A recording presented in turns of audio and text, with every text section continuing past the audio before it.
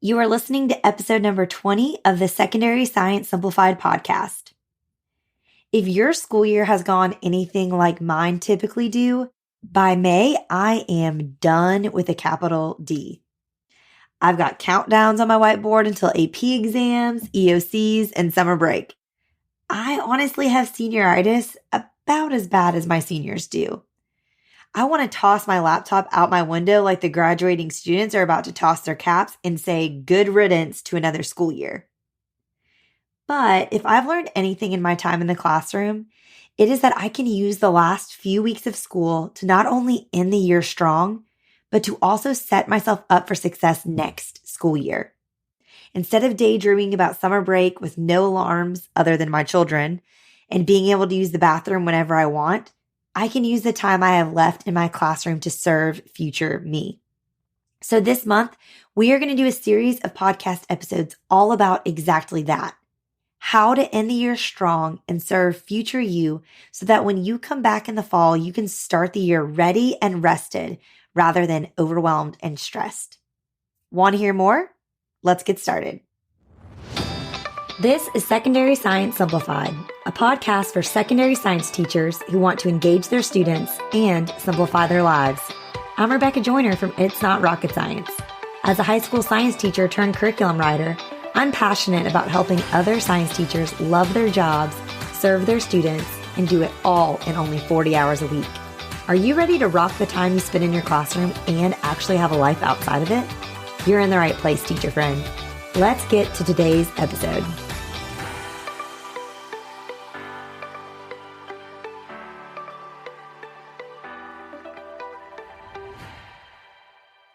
Hey there, and welcome to part 1 in a new series we are doing the entire month of May, all about how to end the year strong and set yourself up for success next school year. This episode is set to air on May 2nd, so if you are listening the day it comes out, let me be the first to say Happy Teacher Appreciation Week. I hope that this week is filled with free donuts, Starbucks gift cards, and sincere words of encouragement from your students and the admin at your school because you deserve it.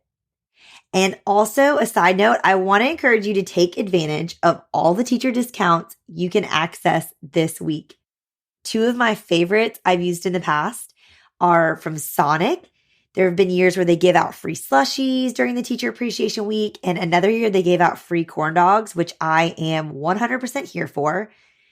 Fun fact, my favorite sport to watch is football, but I truly love attending any live sporting event because I love hot dogs and popcorn and Dippin' Dots and basically any food that can be purchased at an exorbitant price in a stadium is probably one of my favorite foods, but I digress. And I do want to tell you the other teacher discount I got one year is one that I made happen for myself. So I encourage you to ask for discounts this week, basically everywhere you go. So it was when I was student teaching. I had a few days left before college graduation, and I was at a mattress outlet looking to buy a bed because after graduation, I was going to be moving off campus into a home that I was renting with some other girls for the very first time living on my own. And I asked the mattress company, I said, do y'all have a teacher discount for Teacher Appreciation Week? And they said no. But I said, would you be willing to give me a teacher discount for Teacher Appreciation Week this week? And they said, okay. And I got 15% off. So you never know. Ask for all the discounts this week. And let's be real. You deserve a pay raise, but the least this world can give you this week is a coupon code. Am I right? So if anyone hasn't told you yet, I hope you hear at least me tell you that I appreciate you. And I so appreciate the sacrifices you make of your time and energy and finances in order to be in the classroom daily with students. You are making a difference in their lives, whether they tell you that this week or not. But I will say, if you have been around It's Not Rocket Science and my corner of the internet long, you also have heard me say that this job is not your entire life.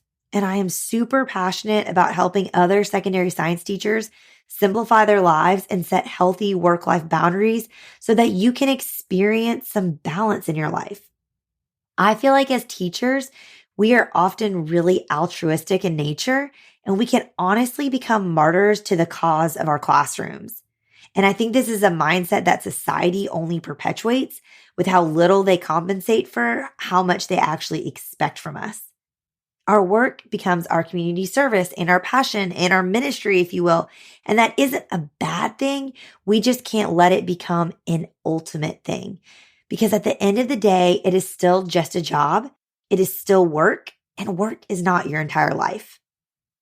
I say all of that because I really hope in this series to equip you with really specific and simple step-by-step things you can do each week in small chunks that aren't overwhelming to set yourself up well as you end the year to actually be able to unplug from work this summer and recharge before entering another school year.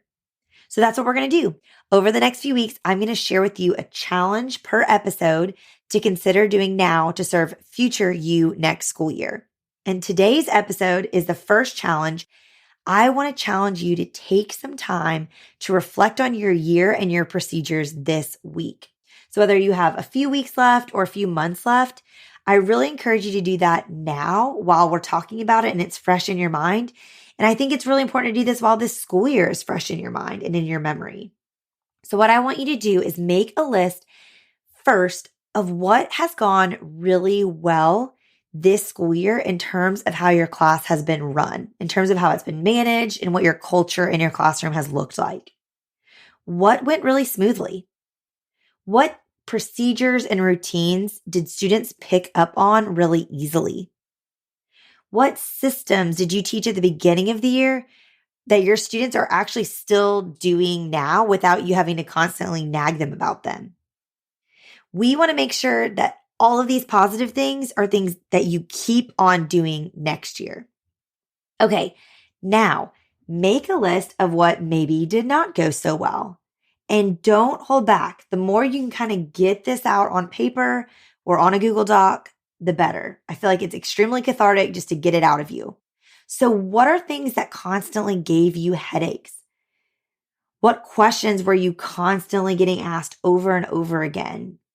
What are ways you felt like you were always nagging your students? What behaviors or actions were your students doing that most triggered your exasperation or your frustration or even maybe anger with your students? What were things they were doing that were causing you to feel that way? What whole classroom behavior issues seemed unmanageable this year that you kind of couldn't get a grip on? Where did you see conflict arise with individual students in your relationship with them or between them and another student in your classroom? List out all of these things. Then I want to encourage you to start brainstorming procedures to combat each of these issues. I really believe that the majority of issues we have as teachers in our classrooms in terms of how they are managed could be prevented and or resolved with well thought out, clearly communicated, and consistently reinforced procedures. Now, if you're not even sure where to get started, the 5 I think you should always have are a procedure for how you handle late work, how you handle missed labs and tests and making those up, how you handle the first 5 minutes of your class. And if you want to hear more about how I personally do this, you can listen to episode 4 of this podcast. I think you need a procedure for what your phone policy is, and then also procedures for lab days. So if you don't know where to begin, I would start with those. But then again, go back to that list we just made and start thinking through, is there anything you could have done on the front end to help prevent this becoming an issue long-term throughout the school year? And I have tweaked my list of procedures over the years based on my experiences and based on the different students that walk in and out of my classroom and based on these kind of reflections that I do at the end of the year.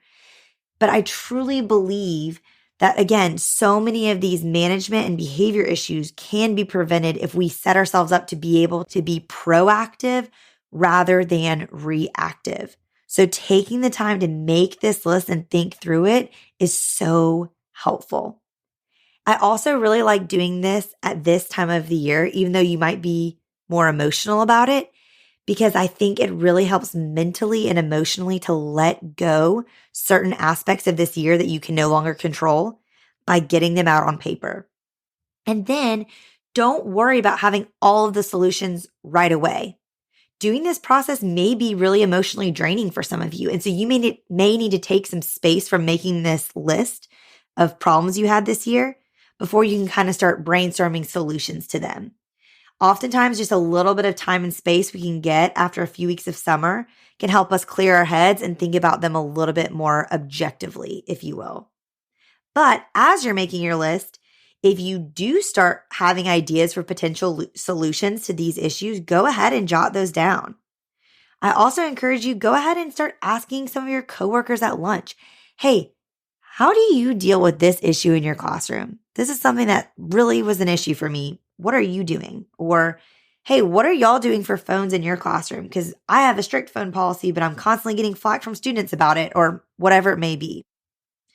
Or, if you have a teacher Instagrammer you love to follow or a teacher blog you love to read, use Google and use the resources that are available to us via technology to ask some questions for what other people do. I don't think there's one right answer for all of these issues we have in our classroom, but sometimes it just helps to hear other people's experiences just to get ideas for what might work in your classroom specifically. I know for me personally, I love learning from other teachers' experiences.